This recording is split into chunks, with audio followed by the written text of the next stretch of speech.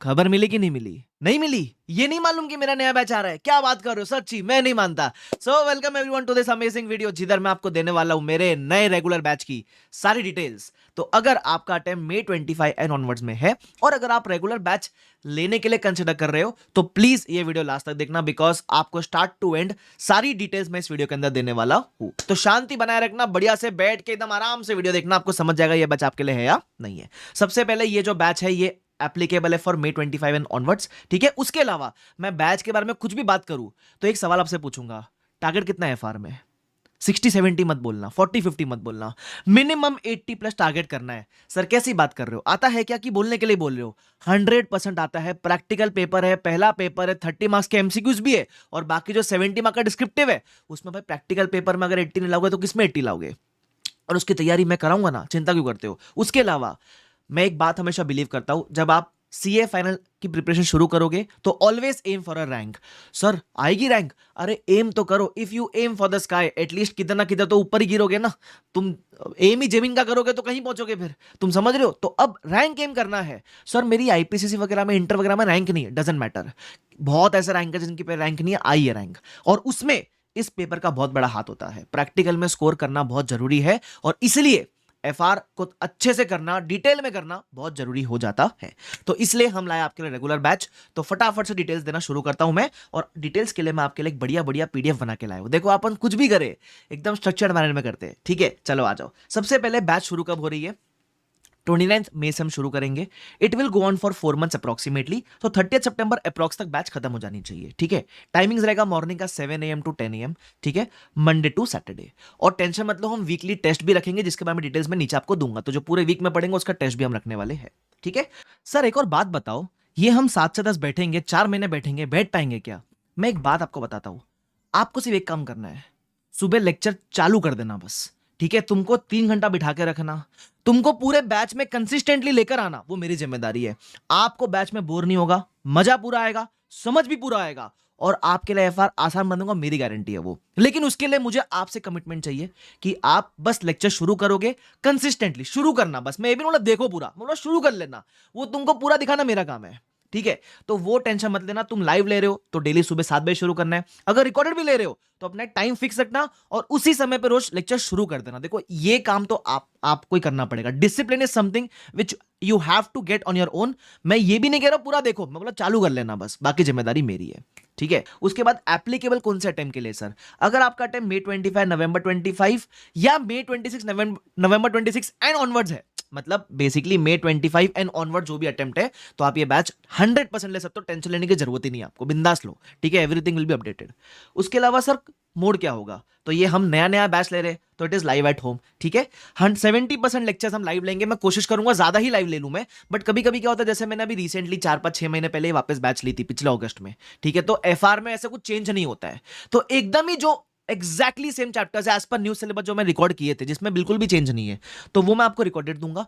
बाकी सारे lectures live होंगे और ऐसा भी पॉसिबल है शायद मैं ज्यादा लाइव ही ले लूं, कि ठीक है। But to be on a safer side में बता के चलता, वरना बच्चा बाद में बोलता है सर आपने तो बोला था पूरा लाइव होगा फिर रिकॉर्डेड दे दिया, तो अपने को वो सब झंझट नहीं चाहिए, ठीक है। तो मैं आपको पहले, अपन देखो ट्रांसपेरेंसी रखते हैं, अपन जो भी है सीधा सीधा बोल दूंगा मैं आपको। तो 70 और मोर % will be live and rest जो जिसमें बिल्कुल भी चेंज नहीं है, मतलब देखो कोई भी चैप्टर में ऐसा भी होगा ना 1% भी चेंज है तो मैं आपको रिकॉर्डेड नहीं दूंगा, मैं आपको वो लाइव ही लूंगा, मैं फ्रेश ही दूंगा आपको। मतलब आपको टेंशन लेने की जरूरत नहीं है, जो भी प्रोवाइड कराऊंगा आपके अटेम्प्ट के हिसाब से एकदम फ्रेश ही प्रोवाइड कराऊंगा। आप बस मेरे पे भरोसा रखना, ठीक है। Trust is something which you should keep on me, ठीक है। उसके अलावा सर अगर मेरे लाइव के लेक्चर्स मिस हो गए तो 100% बैकअप मिलेगा बॉस, लेकिन ये बैकअप ऐसा मानो नहीं मिलेगा। क्यों? अरे बैकअप मान के चलोगे तो लाइव आप बैठोगे नहीं आके, तो आपके लिए बैकअप मतलब रियल में बैकअप की तरह रखना उसको, ठीक है। हमारे लिए अगर लाइव ऑप्ट करो तो आपको लाइव आके देखना है। सर अगर हम लाइव नहीं ले पाएंगे, अगर हमको रिकॉर्डेड मोड लेना है तो उस केस में आपको गूगल ड्राइव मोड मिलेगा जिसमें आपको मिलेंगे 1.8 व्यूज, ठीक है। सर वैलिडिटी कितनी है? 3 इयर्स की वैलिडिटी में दे रहा हूं, मतलब अगर आपने आज लेक्चर लिए तो 3 साल तक वो लेक्चर वैलिड होंगे, प्रोवाइडेड आपके व्यूज बचे हुए हैं, ठीक है। तो इसलिए मैं कह रहा हूं, जैसे मैंने कहा मेरे बैच में प्री बुकिंग ऑफर है, भाई तो बता दूं मैं आपको, there is a pre booking offer, है ना। तो अगर आप ये बैच तुरंत लोगे तो आपको ये ऑफर मिलेगा। शायद ऐसा कुछ पॉसिबल है कि कुछ बच्चे बाद में वीडियो देख रहे हैं तो ये प्राइस बढ़ भी चुकी होगी अब तक, ठीक है। तो बैच चालू होने के पहले तक ये प्री बुकिंग ऑफर है, उसके बाद प्राइस बढ़ जाएगी, ठीक है। तो अगर आपको सच्ची में लेना है रेगुलर बैच तो लेके रख लो, 3 साल की वैलिडिटी है, आपको प्री बुकिंग ऑफर प्राइस में मिल जाएगी, क्योंकि एक बार प्राइस बढ़ गई फिर वो नहीं आएगी नीचे, ध्यान रखना, ठीक है। ओके सर, बुक्स कौन सी दोगे? हार्ड कॉपी दोगे सर? हार्ड कॉपी दूंगा सर। कंसेप्ट बुक दोगे सर? दूंगा सर। दो कंसेप्ट बुक दूंगा कलर्ड वाली, 2 क्वेश्चन बैंक दूंगा जिसमें मॉड्यूल के सारे question plus RTP MTP past paper भी इंक्लूडेड हो गए, प्लस एक प्यारी प्यारी मीठी मीठी एमसीक्यू बुकलेट भी दूंगा जिसमें एमसीक्यूज है, केस स्टडीज वगैरह सब है। मतलब ये कर डाला तो लाइव झिंगा लाला, इसके अलावा आपको और कुछ करने का जरूरत ही नहीं है, ठीक है। सर आपकी किताब दिखती कैसी, एक बार जरा डेमो दो सर। देखो ये मेरी कंसेप्ट बुक है, ठीक है, ऐसे रंग बिरंगी कंसेप्ट बुक होगी, जहां चार्ट्स की जरूरत है वहां मैंने चार्ट्स के तो सबको डिनोट किया हुआ है, ऐसे मैंने पूरे चैप्टर को समराइज किया होगा डिटेल फॉर्म में, ठीक है। तो ये आपकी समरी बुक है, ये आपकी मेन बुक है, इसमें कुछ भी एक भी पॉइंट मिसिंग आपको नहीं मिलेगा, ठीक है। तो सब कुछ आपने अच्छे तरीके से कंसेप्ट बुक में इस तरीके से दिया हुआ है। उसके अलावा ये मेरी क्वेश्चन बैंक है, तो क्वेश्चन बैंक देखना, तो मैंने क्वेश्चन बैंक को जनरली 2 पार्ट में डिवाइड करता हूं।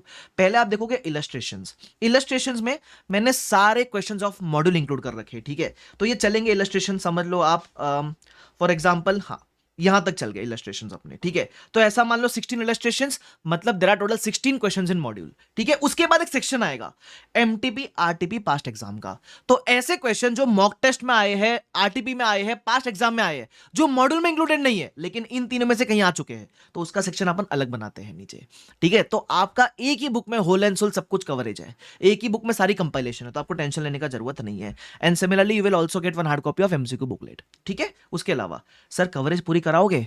अरे भाई साहब, रेगुलर बैच में आए हो, आकाश कंधे से पढ़ रहे हो, कवरेज पूरी ही मिलेगी। तो 100% कंसेप्चुअली अपन पढ़ेंगे, और सिर्फ कंसेप्ट्स नहीं, क्लास में क्वेश्चंस भी सॉल्व करेंगे। जैसे मैंने बताया ना, मॉड्यूल आरटीपी एमटीपी, वो जितने भी सारे क्वेश्चंस अपन सारे क्लास के अंदर सॉल्व करने वाले हैं। लेकिन अब एफआर में आप चीज नोटिस करना कि एफआर में जैसे जैसे आप पढ़ोगे, आपको इनिशियली लगेगा कि सब पढ़ना है, सब पढ़ लेंगे अपन, उसके बाद लास्ट डे पे या फर्स्ट रिवीजन सेकंड रिवीजन में रिवाइज कैसे करेंगे, बिकॉज इतना सारा पढ़ लिया, अब उसको रिवाइज करने बैठेंगे तो वापस 4 महीने लग जाएंगे।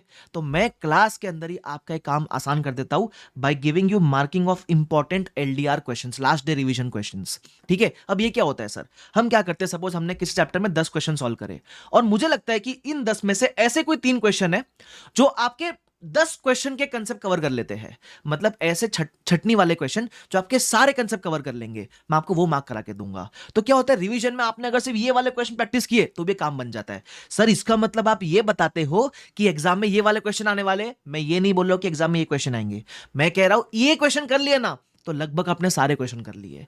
ये मार्किंग आप करोगे, उससे बेटर आपको मैं करके दूंगा, ठीक है, क्लास के अंदर ही। तो बेसिकली मैं आपको पूरा भी पढ़ाऊंगा और कंसाइसनेस करने में भी आपको हेल्प मैं ही करूंगा, तो आपको टेंशन लेने की जरूरत बिल्कुल भी नहीं है। उसके अलावा सर रिविजन्स हम क्लास में पढ़ेंगे, 3 से 4 बार क्लास के अंदर ही रिवाइज भी करेंगे। उसके अलावा मैं आपको सेपरेट रिवीजन वीडियोस भी प्रोवाइड करवाता हूं। सर सेपरेट रिवीजन वीडियो कैसे प्रोवाइड कराओगे? आपके ड्राइव पे भी होंगे, प्लस आप अगर यूट्यूब मेरा सर्च करोगे तो आपको हर चैप्टर का रिवीजन वीडियो मिल जाएगा। यूट्यूब पे इसलिए डालता हूं ताकि आप बार बार कितने बार भी देख सको उसको, व्यूज पर रिस्ट्रिक्शन ना हो आपके लिए। तो रिवीजन वीडियोस आपको सेपरेट भी मिलेंगे, प्लस विद इन क्लास भी अपन बहुत बार रिवाइज करेंगे, क्योंकि देखो revision is the key for longer retention, simple है भाई।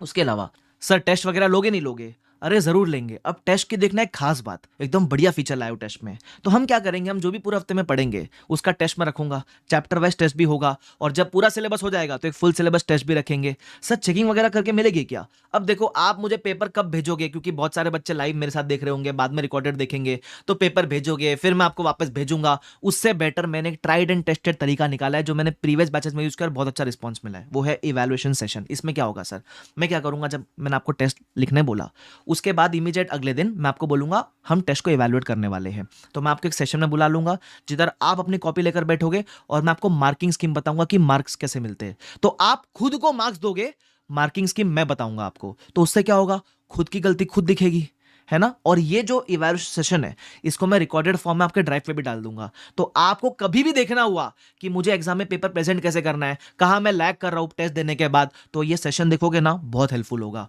अब मैं शब्दों में बयान नहीं कर सकता, लेकिन एक बार जब सेशन देख लोगे ना तो मेरी गारंटी है आप को बहुत मजा आएगा, मेरी गारंटी, भरोसा रखना, ठीक है।